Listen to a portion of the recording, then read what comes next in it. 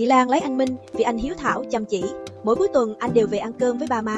Chị nghĩ lấy chồng hiếu thảo thế này, sau này chắc chắn sẽ thương vợ con. 2 năm đầu hôn nhân êm đềm, chị sinh con gái, vừa chăm con vừa lo cơm nước cho 3 thế hệ. Chị dậy sớm nấu cháo cho ông bà, giặt giũ, lau nhà, chiều đi chợ mua món ông bà thích. Dù mệt chị không than vì muốn làm con dâu thảo, nhưng rồi những vết nứt xuất hiện. Một lần chị thức trắng đêm chăm con sốt, nấu canh hơi mặn. Mẹ chồng cau mày, con dâu nhà này nấu ăn này một tệ, chị xin lỗi.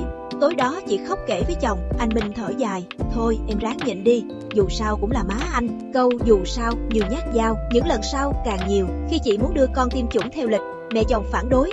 Chị cãi đôi câu, mẹ chồng giận, con dâu không biết điều. Anh Minh im lặng, chị khuyên, em thông cảm cho ba má anh là con trai một, phải có hiếu.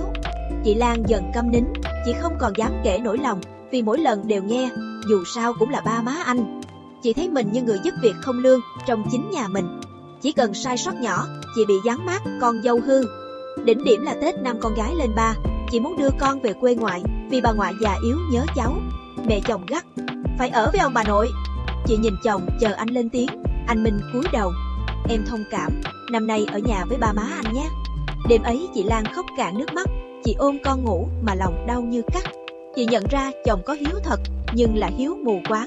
Anh có thể quỳ rửa chân cho mẹ, nhưng không dám bảo vệ vợ. Anh có thể bỏ hết tiền lương, mua quà biếu cha mẹ, nhưng để vợ con thiếu thốn niềm vui nhỏ.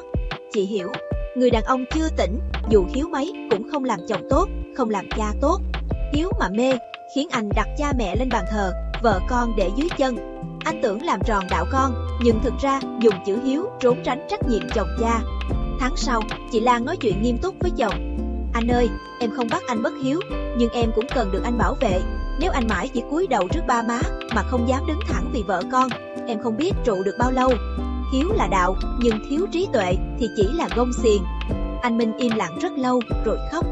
Lần đầu anh nhận ra mình đã vô tình làm tổn thương vợ, đã nhân danh hiếu để bào chữa cho sự hèn nhát. Từ đó anh bắt đầu thay đổi. Anh học lắng nghe vợ, nói chuyện khéo léo nhưng kiên quyết với mẹ. Khi mẹ trách vợ, anh nhẹ nhàng, mẹ ơi, con hiếu với mẹ, nhưng Lan là vợ con không muốn ai trong nhà khổ vì con. Chữ hiếu tỉnh dần nảy mầm. Câu chuyện chị Lan và anh Minh không phải cổ tích. Vết thương vẫn cần thời gian chữa lành, nhưng họ đã hiểu, hiếu mà mê là nghiệp, hiếu mà tỉnh mới là đạo. Người đàn ông trưởng thành không chỉ biết nghe lời cha mẹ, đó là người đặt mọi mối quan hệ đúng vị trí. Cha mẹ là gốc rễ, phải biết ơn và phụng dưỡng. Vợ con là thân cành, phải che chở và nuôi dưỡng. Cây không thể chỉ ôm rễ mà bỏ đói thân.